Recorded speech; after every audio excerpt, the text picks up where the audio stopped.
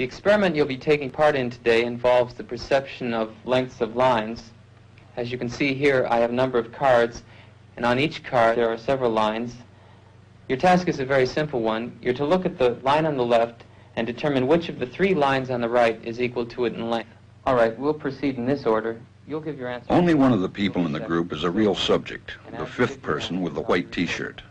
The others are confederates of the experimenter and have been told to give wrong answers on some of the trials.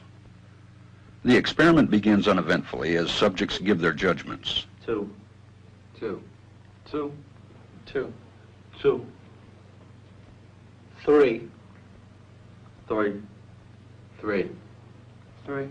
But on the third trial, something happens. 2, 2, 2, 2, 2. The subject denies the evidence of his own eyes and yields to group influence. 1. Asch found subjects went along with the group on 37% of the critical trials. But he found through interviews that they went along with the group for different reasons. 1. 1. They must be right. There are 4 of them and 1 of me. 1. This subject's yielding is based on a distortion of his judgment. He genuinely believes that the group is correct. 1. 1. 1. 2. 1. 2. 2. 2. I know they're wrong, but why should I make waves? 2. In this case, the subject knows he is right, but goes along to avoid the discomfort of disagreeing with the group. Here, the distortion is at the level of his response. 2. 2. 2. 2. In the previous experiment, the naive subject stood alone against the group.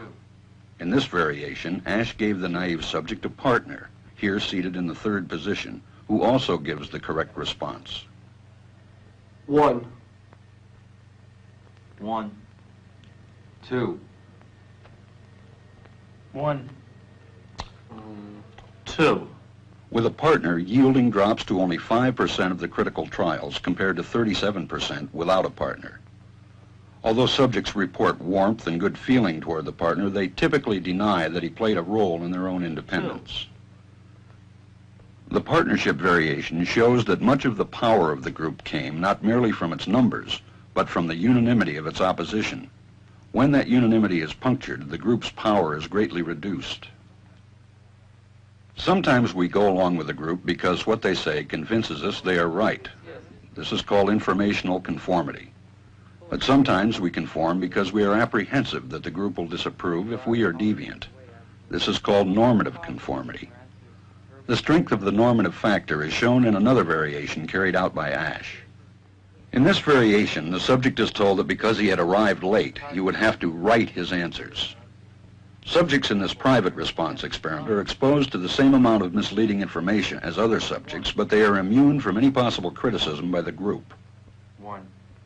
1. 1. And this enormously reduces the pressure to conform. Conformity drops by 2/3.